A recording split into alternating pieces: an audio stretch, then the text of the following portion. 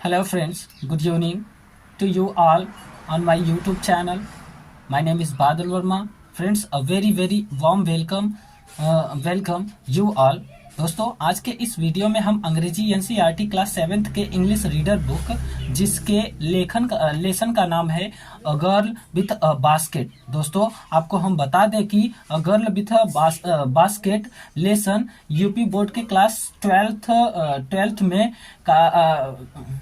में दिया गया चैप्टर है, जिसे आज हम हिंदी एक्सप्लेनेशन के साथ इंग्लिश एनसीईआरटी पैटर्न के क्लास 7th के इंग्लिश रीडर बुक में पढ़ेंगे। तो दोस्तों मैं आपसे निवेदन करूंगा कि आप इस वीडियो को अंत तक जरूर देखें, और यदि आपको कुछ पूछना हो तो या फिर आपको वीडियो बहुत अच्छा लगा हो तो प्लीज कमेंट सेक्शन में very good and thumb emoji लिख के मेरे उत्साहवर्धन करें, और वीडियो के चैनल को सब्सक्राइब भी कर लें और बेल आइकन का भी बटन दाब लें, ताकि मैं कोई भी वीडियो अपलोड करूं तो वीडियो आप तक सबसे पहले पहुंचे।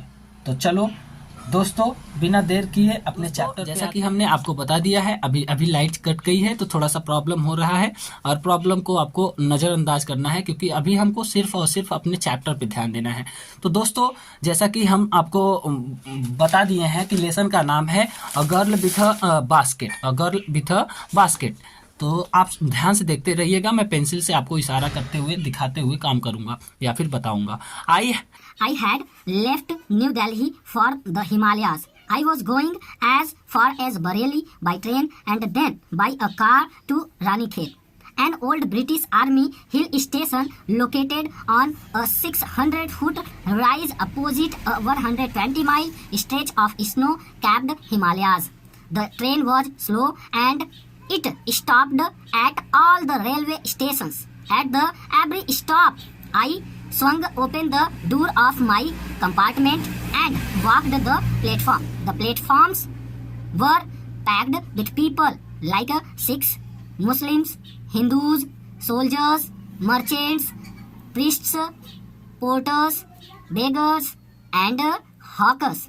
Almost everyone was barefooted and dressed in loose white garments. I would ask at least 3 people before I could find one who spoke English.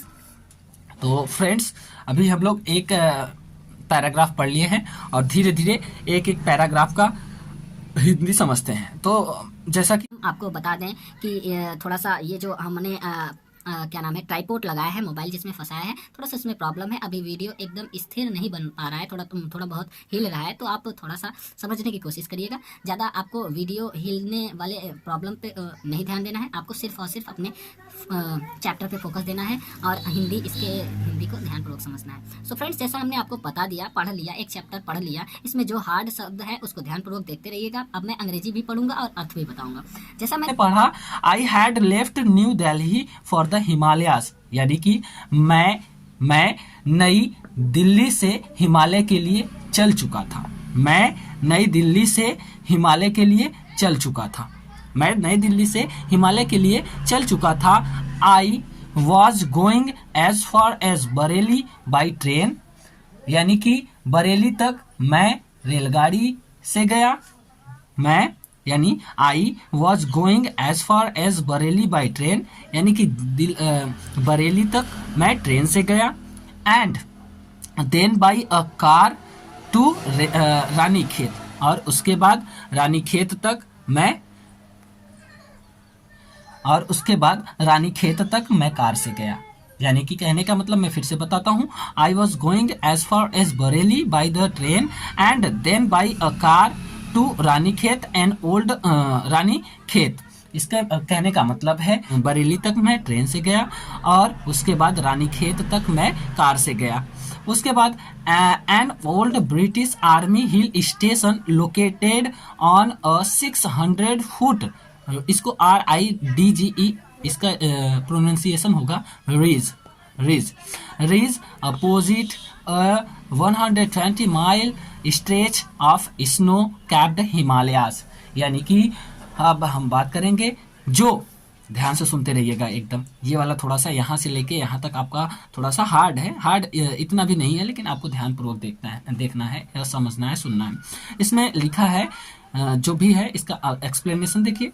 जो बर्फ से ढके, जो बर्फ से ढके, बर्फ से ढके मतलब कैप्ड यानी stretched of snow capped Himalayas, है ना।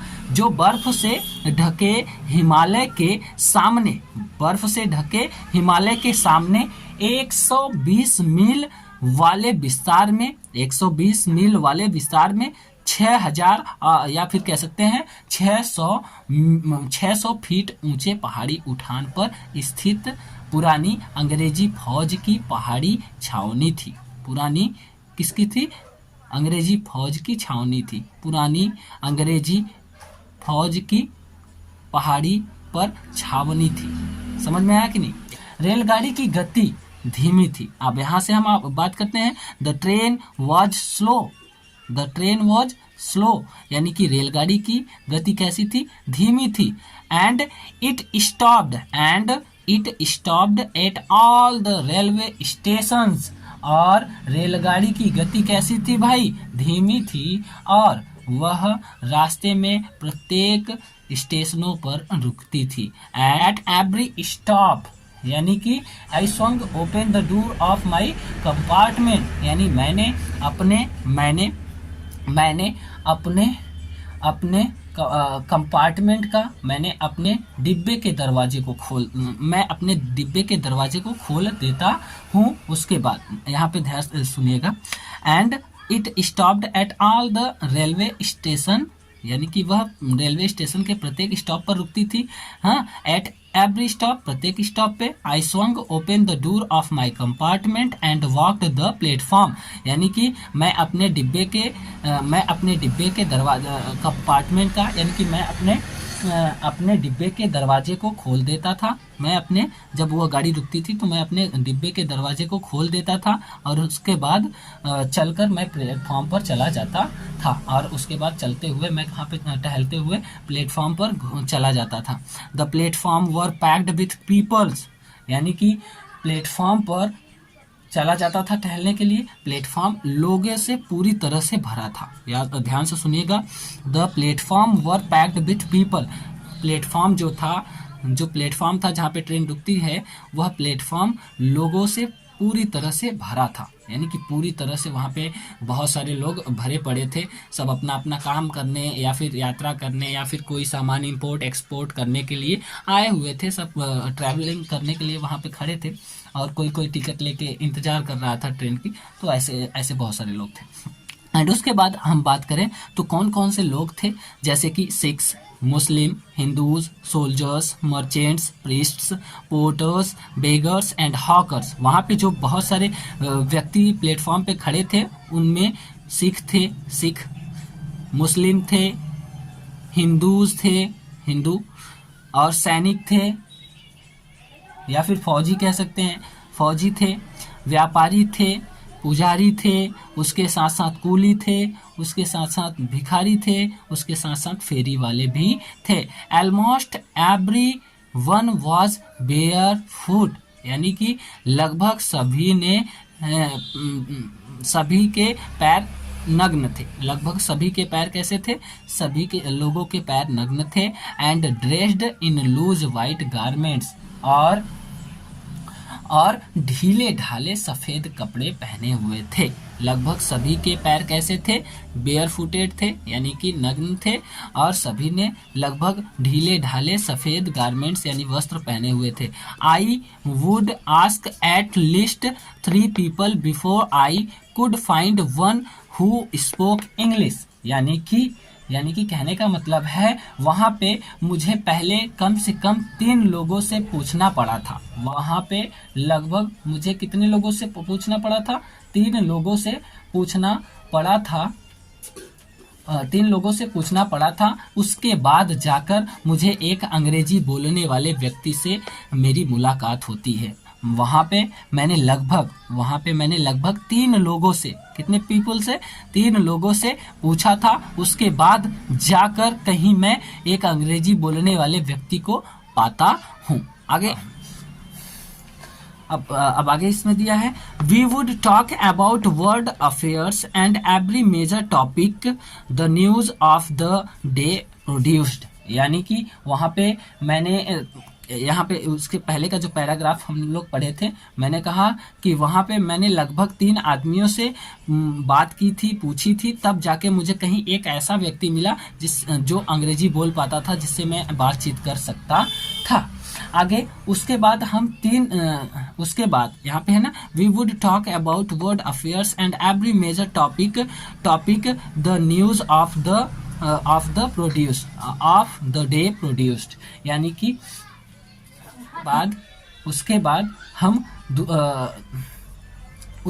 हम दिन की खबरों पर आधारित, उसके बाद हम कहाँ की खबरों पर आधारित, दिन की खबरों पर आधारित, उसके बाद हम दिन की खबरों पर आधारित दुनिया के मामलों यानी वर्ल्ड अफेयर्स, दुनिया के मामलों और बड़े बड़े प्रकरण major topics, every major topic मतलब बड़े बड़े प्रकरण, यानी कि मुख्य बड़े जो प्रमुख टॉपिक थे, जो प्रमुख तथ्य थे या फिर जो प्रमुख टॉपिक थे, बड़े बड़े प्रकरण किए। एंड उसके बाद दिया है इन दिस वे मतलब इसी तरह। यहाँ बात समझ में, I was trying to get a feel of pulse of the nation. अब ध्यान से, आई का मतलब सब जानते हैं, मैं, वॉज मतलब था, ट्राइंग मतलब कोशिश कर रहा, टू गेट मतलब पाने की, अ feel of the pulse, a feel of the pulse यानी नाड़ियों की जानकारी। यहाँ पे पल्स मतलब नाड़ियाँ होती है, जहाँ पे डॉक्टर लोग आपका बुखार चेक करते हैं। ऑफ द नेशन यानी राष्ट्र की। Checking opinion against official attitude and reports. यानी कि ध्यान से, यहाँ से मैंने बोला कि इस प्रकार से मैं सरकारी दृष्टिकोण तथा रिपोर्ट के विरुद्ध जनता के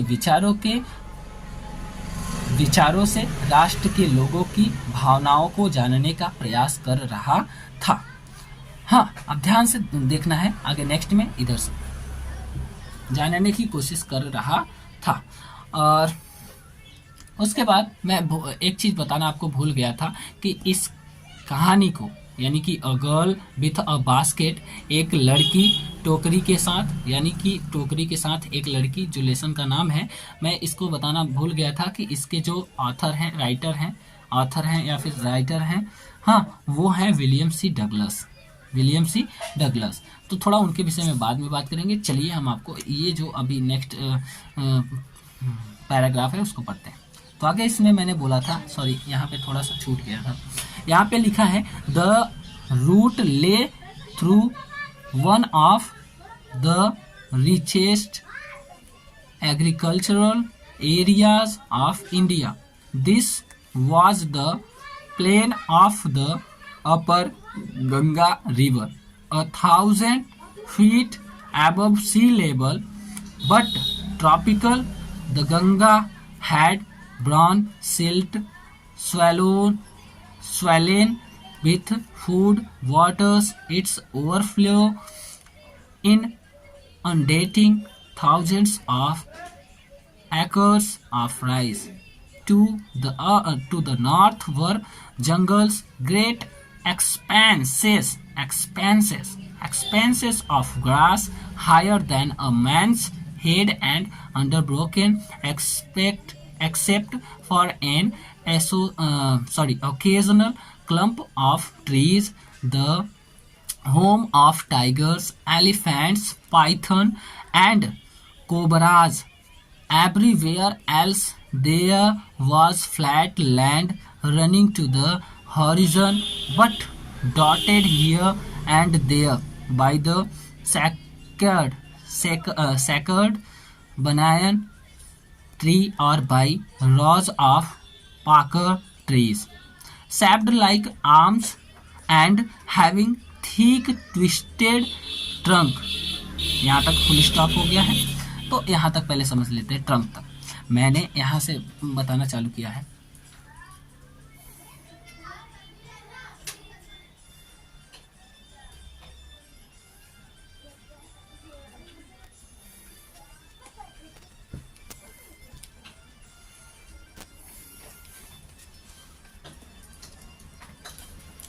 यहाँ पे द रूट ले थ्रू वन ऑफ द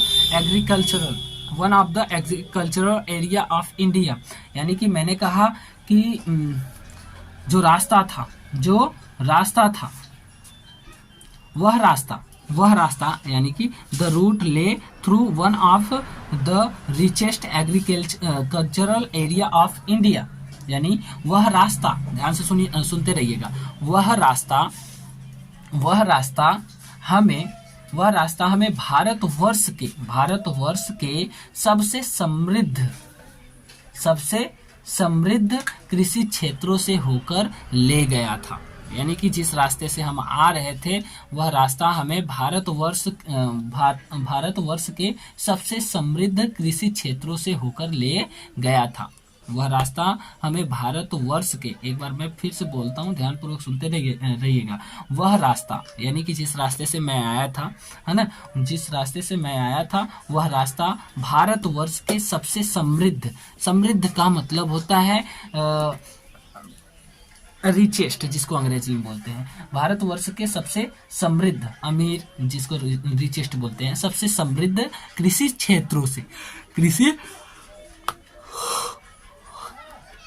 क्षेत्रों से लेके आया था। आगे इसमें कह रहे हैं this was the plain of the upper Ganga river, this was the plain of the upper Ganga river. ध्यान से देखते रहिएगा, मैंने कहा कि लिखा है this was the plain of the upper Ganga river.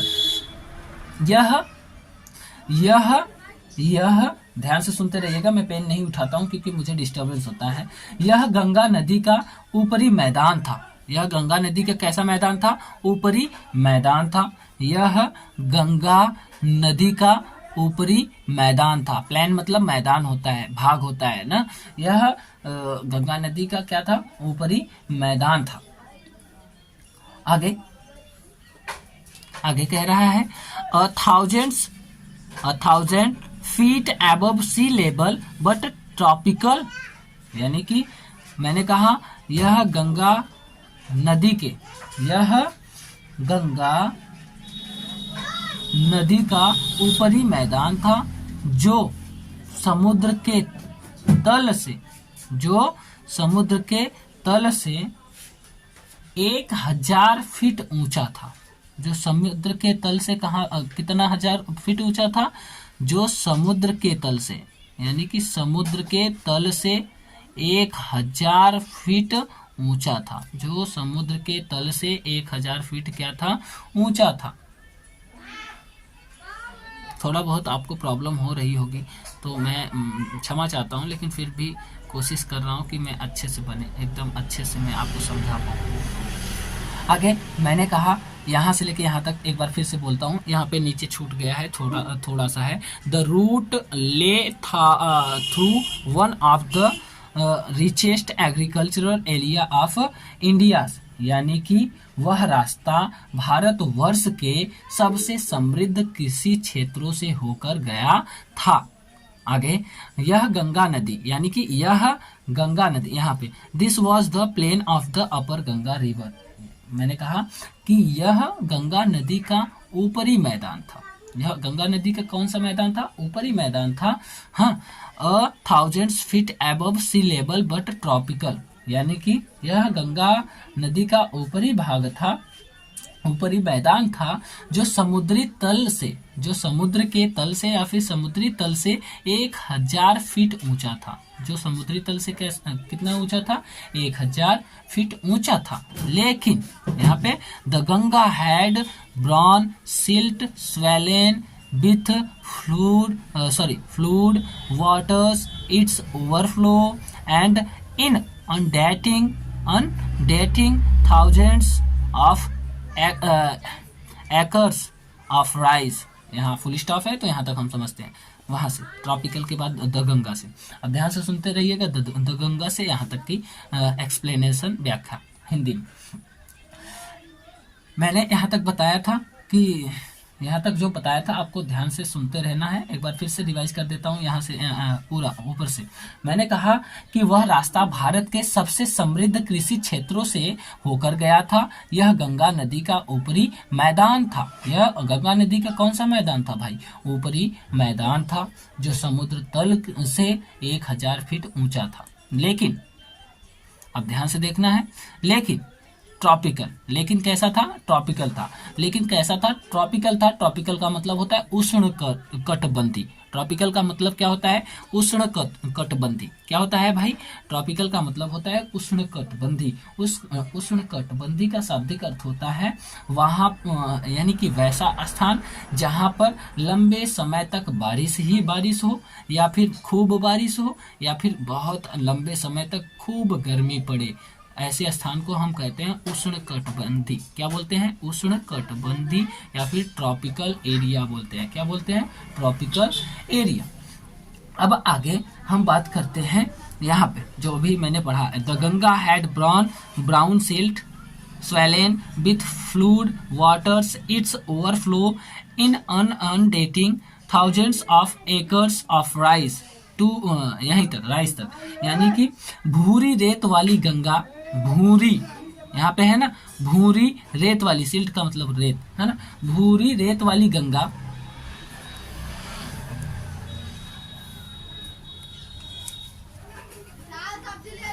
मैंने कहा सॉरी थोड़ा सा प्रॉब्लम हो रहा है, आप समझते रहिएगा।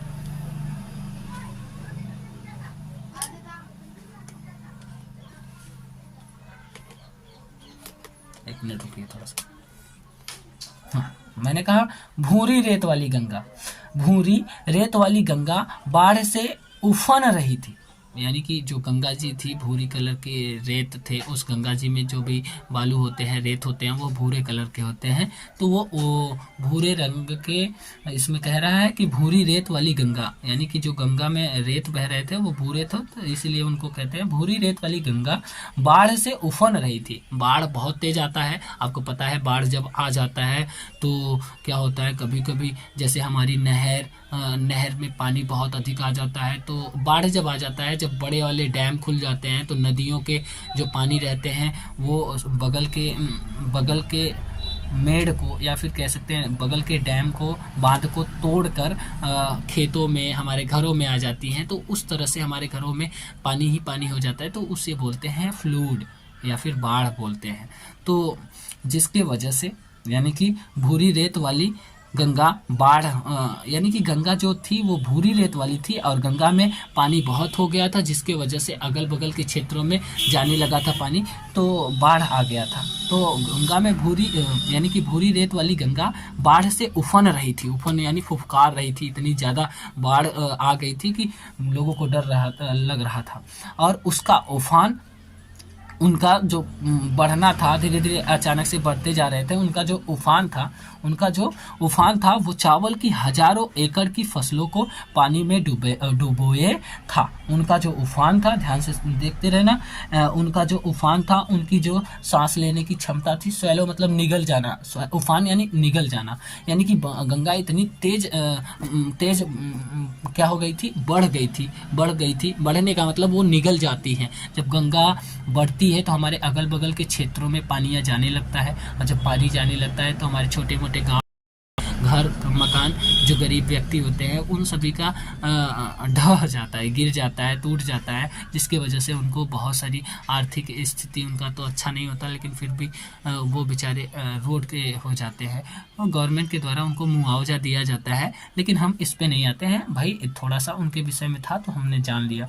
तो जैसा कि मैंने बताया, भूरी रेत वाली गंगा बाढ़ से उफन रही थी, यानी बाढ़ की वजह से वो एकदम गुस्से में थी, इधर उधर भटक रही थी, और उनका उफान, उनका जो यह निगलना था, वह चावल के हजारों एकड़ की फसलों को पानी में डुबोए रखा हुआ था। उनका जो यह उफान था वो पानी में, वो अपने पानी में हजारों एकड़ की फसलों को, हजारों एकड़ की चावल की फसलों को पानी में डुबोए हुए था। समझ में आ रहे हैं? उसके प्रताप की वजह से हजारों करोड़ों एकड़ की जो फसलें थी वो पानी में, चावल के या फिर गेहूं के जो भी जिसका भी सीजन था वो पानी में डूबे हुए थे। आगे इसमें कह रहा है to the north were jungles great expanses of grass higher than a man's head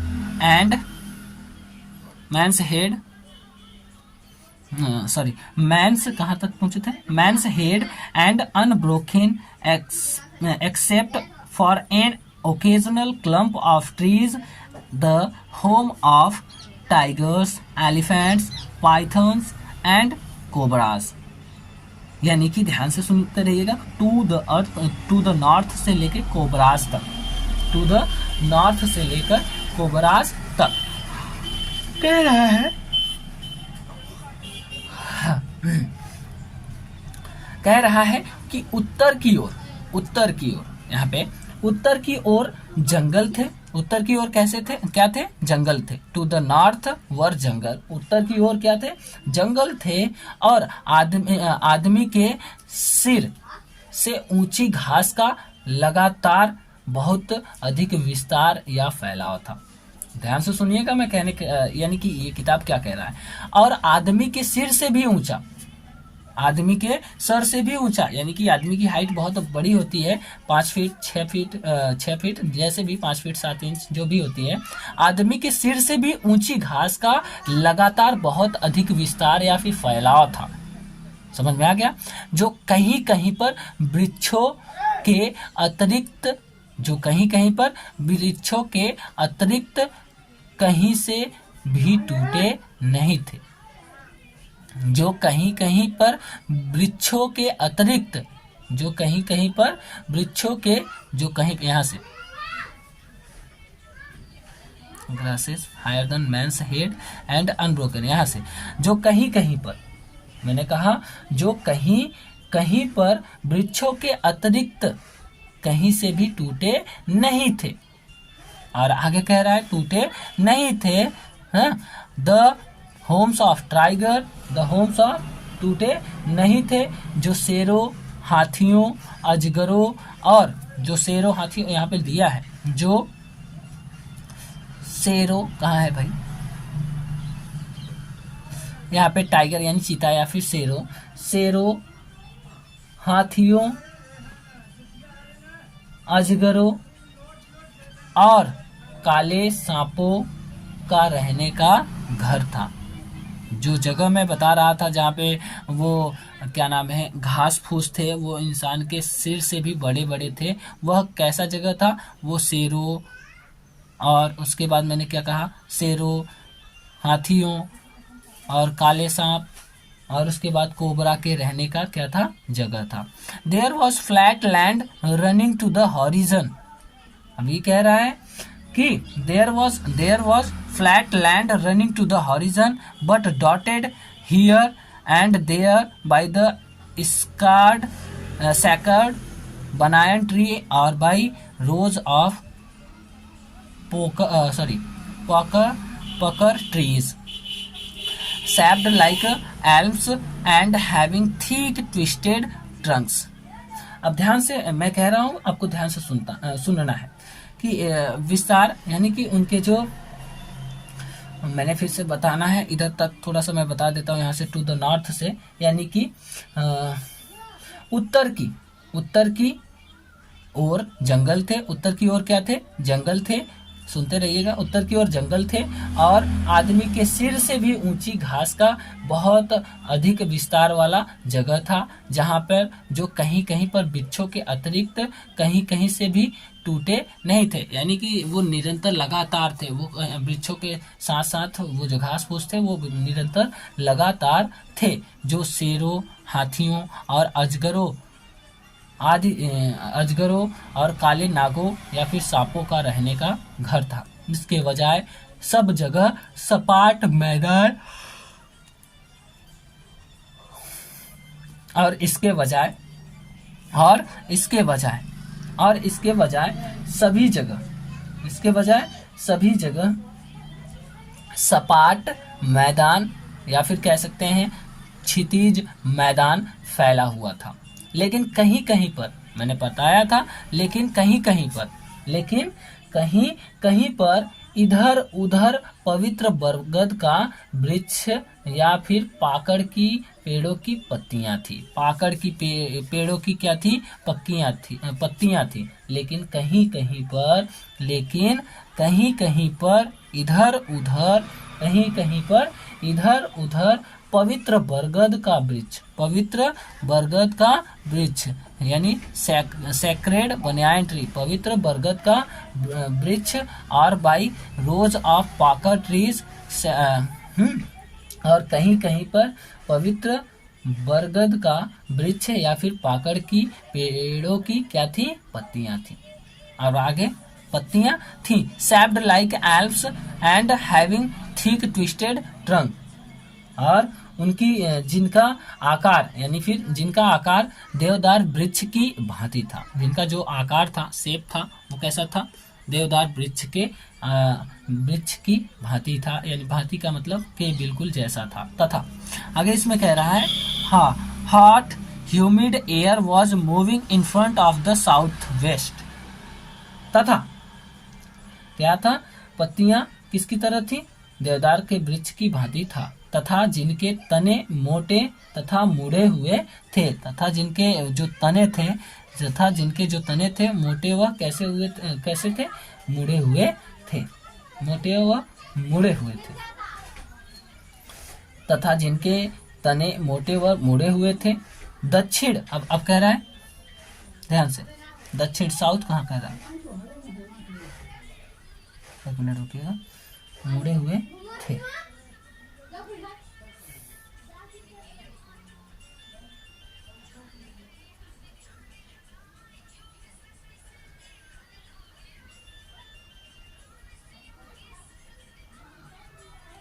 यहाँ तक पढ़ लिए थे हम।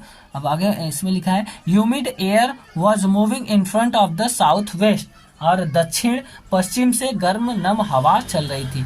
दक्षिण और पश्चिम में कैसी हवाएं चल रही थी? गर्म और नम हवाएं चल रही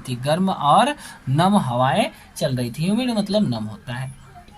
दक्षिण और पश्चिम में गर्म और नम हवाएं चल रही थी। Monkeys, some of them mothers with babies clinging to them and riding underneath swung of trees at the stations looking for food। यानी कि बंदर कह सकते हैं चल रही थी, जिनके कुछ बंदर जिनमें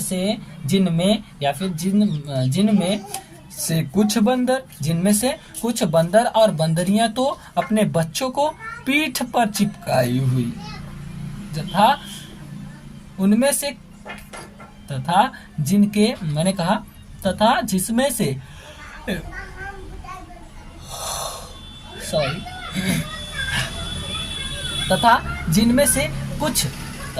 से कुछ बंदर या फिर बंदरियां, जिनमें से कुछ बंदर और बंदरियां तो अपने बच्चों को, अपने कहाँ पे चिपकाई हुई थी? अपने पीठ पर चिपकाई हुई थी, है ना, जो नीचे की ओर लटक रहे थे। पीठ पर चिपकाई हुई थी, है ना, पीठ पर चिपकाई हुई थी। Swung of trees at the station looking for, यहाँ पे जो पीठ पर चिपकाई हुई थी और नीचे की ओर लटक रहे थे। पीठ पर चिपकाई हुए थे, बंदर या बंदरियां अपने बच्चों को पीठ पर चिपकाए हुए थे, और कहाँ लटक रहे थे? नीचे की ओर लटक रहे थे। किसकी तलाश में? तो भोजन की तलाश में, है ना, भोजन की तलाश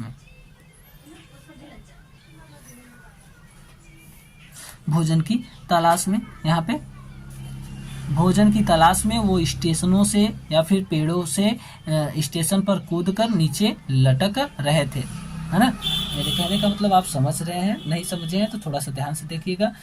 मैंने कहा यहाँ से,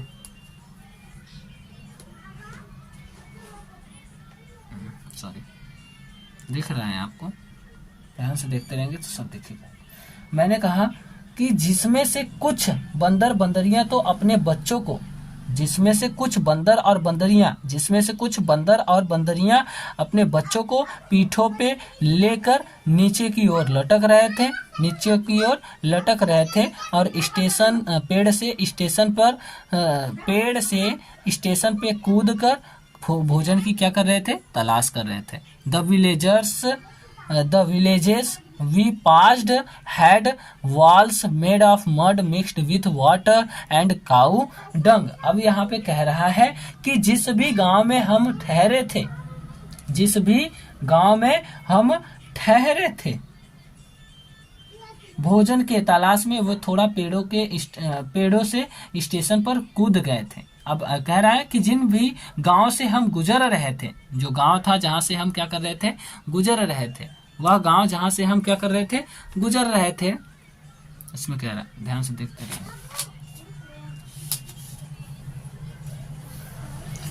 वह गांव जहां से हम गुजर रहे थे, यहाँ पे लिखा है ना, कहाँ पे, The village we passed had walls made of mud mixed with water and cow dung।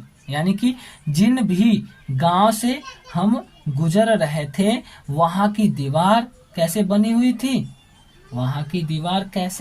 थी, तो वहां की जो दीवार थी वह पानी, गोबर और मिट्टी को मिलाकर बनाई गई थी। अभी आप लोग जितने भी लोग हैं, आप देखते हैं कि गांव में पहले के ज़माने में जो घर होते थे वो कच्चे घर होते थे, और कच्चे घरों में ईंट ऊँट का प्रयोग नहीं करते थे। जब ज़्यादातर कच्चे घरों को वैसे बनाते थे जैसे कि मिट्टी से कैसे बनाते थे, तो मैंने आपको बताया कि जो कच्चे घर होते हैं वो पानी से बनता है, गोबर से मतलब मिलाने के बाद पहले गारा बनता है, फिर उसके बाद उसको बनाते हैं, आकार देते हैं, पानी मिलाते हैं, गोबर मिलाते हैं और मिट्टी को मिलाकर थोड़ा सा उसको मिलाते हैं। जैसे आप देखे होंगे हमारे पक्के मकान बनते हैं तो सीमेंट बालू मिला के उसको मिक्स तैयार किया जाता है, तो वैसे ही वो लोग पानी, गोबर और मिट्टी को मिलाकर क्या बनाते थे, गारा बना के उससे घर बनाए थे। जिस भी गांव से हम होकर गुजर रहे थे मैंने वैसा देखा था,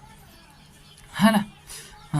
आगे कहाँ है, there peaked roofs of thatched bundle of grass tied to bamboo poles were stretched across the rafters that day the pumpkin vines that grew over। और फ्रेंड्स हम लोग यहाँ तक पहुँच गए थे और उसके बाद उसमें कहा गया है कि जिन गाँव में यहाँ काउटंग है ना, their peaked roof were thatched bundle of grass tied to bamboo poles were stretched across the rafters। रैफ्टर्स यानी पतवार होता है, खरपतवार जिसको बोलते हैं। इसमें लिखा है उनकी जो दीवारें थी, ध्यान से सुनिएगा यहाँ पे, जिन गांव से हम गुजर रहे थे उनकी जो दीवारें थी वो किससे बने हुए थे, तो उनकी जो दीवारें थी पानी और गोबर से मिलाकर, यानी कि गोबर पानी से मिलाकर लीपी हुई थी और बनाई गई थी, है ना। उनकी ऊंची और नुकीले छतों की ढालू सीटों पर बांस के डंडों को घास और पुआल आदि से कसकर बनाया गया हुआ था। यानी कि उसकी छतों को कैसे बनाया गया था, पुआल यानी पियरा और घास फूस, डंडे, बांस के सीट को काट पीट कर बना के, जैसे हमारे घरों में मढ़ई या फिर जिसे बोलते हैं कि हमारे घरों में दिखाई देता है कभी कभी, जो पहले के ज़माने में लोग घर बनाते थे। यानी कि वो कैसे बनाया गया था, उनकी जो ऊंची नुकीली छतों की ढालू थी, ढालू मतलब खलार या फिर नीचे जाता हुआ स्लॉप टाइप का जिसको बोलते हैं, ढालू सीटें पर बांस के डंडों पर घास के पुआल या फिर प्यारा आदि से कसकर बनाया गया था या फिर बनाया हुआ छप्पर यानी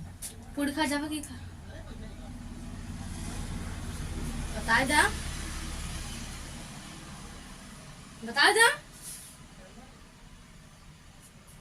बता दे भैया, बता दे काम बताओ, क्या था ना पूछा था ना।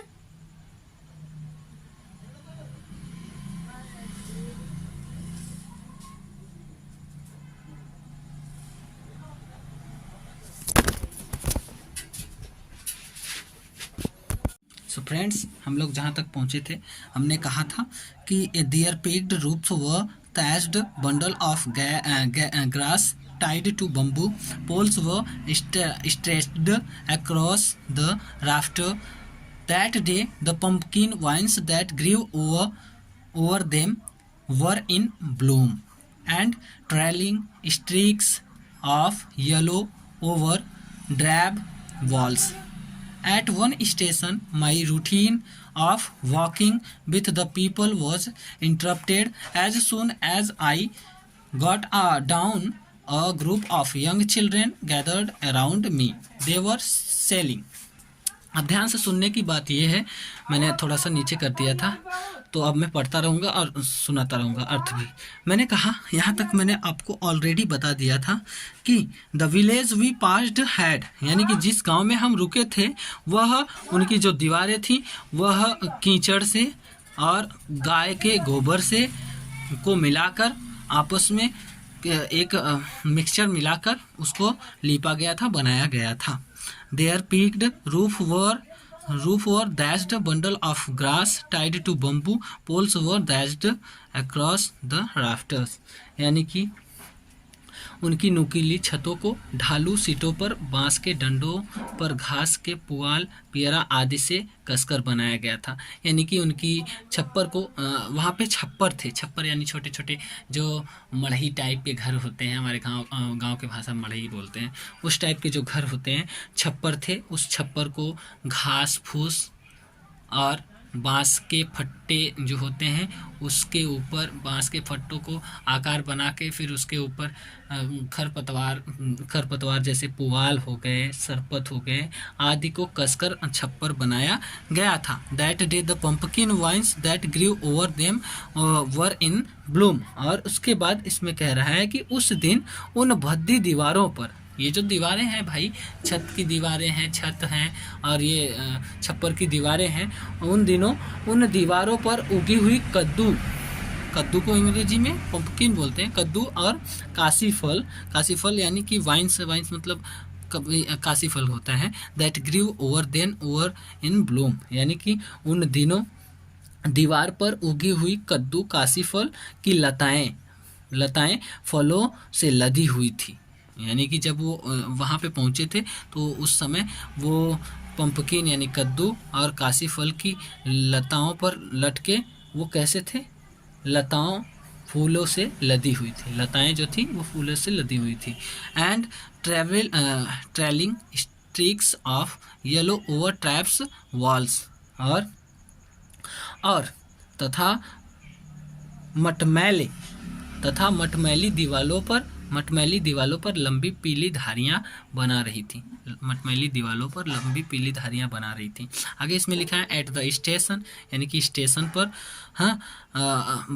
My routine of talking with the people, यानी कि मेरा दिनचर्या लोगों से बात करने का, स्टेशन पर लोगों से बात करने का जो मेरा सिलसिला था वह वॉज इंटरप्टेड, वह बाधित हो गया।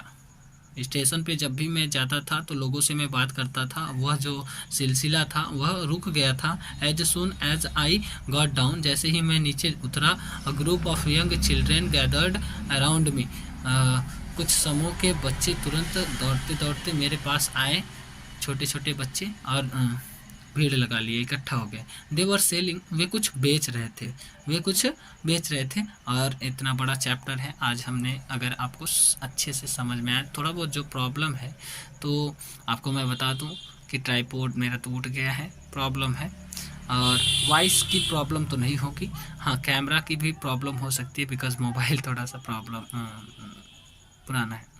लेकिन मैंने कोशिश पूरी तरह से अच्छे तरह से की है कि लेसन को अच्छे से समझाया जाए। अगर जो प्रॉब्लम है, जो चीज़ आपको समझ में नहीं है, कमेंट सेक्शन में आप ज़रूर लिख दीजिएगा। अगर आपको वीडियो पसंद आया तो नेक्स्ट वीडियो में बनाऊंगा। Thank you so much.